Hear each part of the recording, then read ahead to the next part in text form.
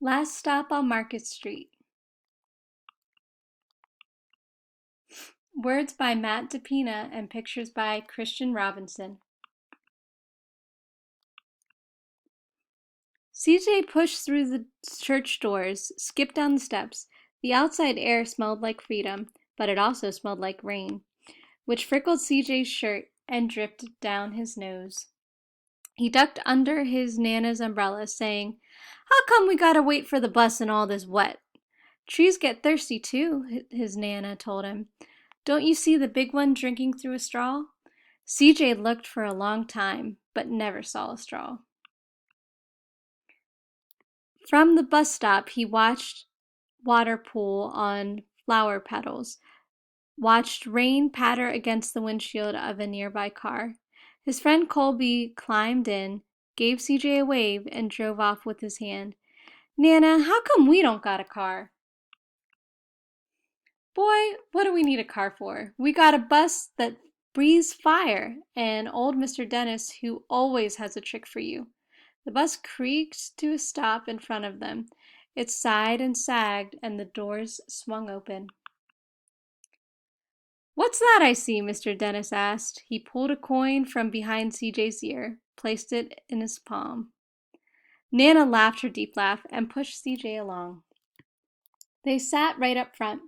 The man across the way was tuning a guitar. The old woman with curlers had butterflies in a jar. Nana gave everyone a great big smile and a "good afternoon." She made sure CJ did the same. The bus lurched forward and stopped, lurched forward and stopped. Nana hummed as she knit. "How come we always gotta go here after church?" CJ said. "Miguel and Colby never have to go anywhere." "I feel sorry for those boys," she told him.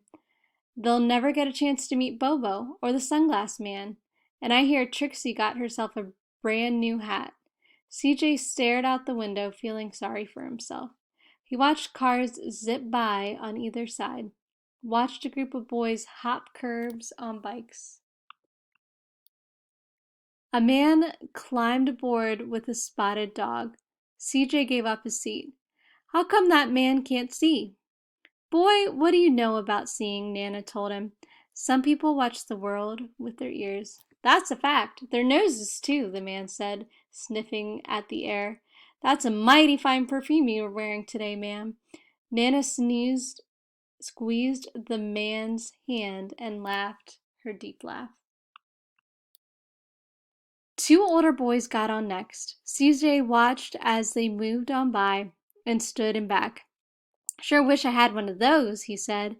Nana sat down her knitting. "What for?" "You got the real live thing sitting across from you. Why don't you ask the man if he'll play us a song?" CJ didn't have to. The guitar player was already plucking strings and beginning to sing. "To feel the magic of music," the blind man whispered, "I like to close my eyes." Nana closed hers too. So did CJ and the spotted dog. And in the darkness, the rhythm lifted CJ out of the bus, out of the busy city.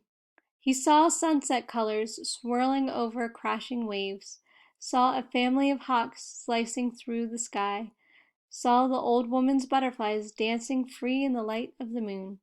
CJ's chest grew full, and he was lost in the sound, and the sound gave him a feeling of magic.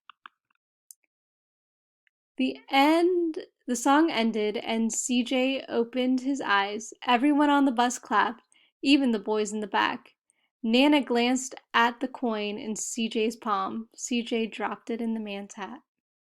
"Last stop on Market Street," Mr. Dennis called. CJ looked around as he stepped off the bus.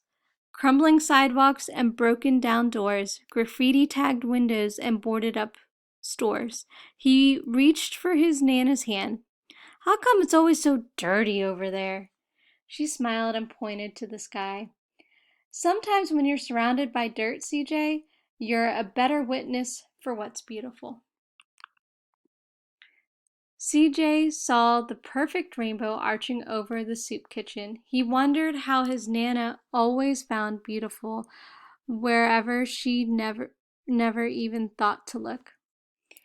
He looked all around them again, at the bus rounding the corner out of sight, and the broken street lamps still lit up bright, and the stray cat shadows moving across the wall. When he spotted their familiar faces in the window, he said, "I'm glad we came." He thought his Nana might laugh her deep laugh, but she didn't. She patted him on the head and told him, "Me too, CJ. Now come on."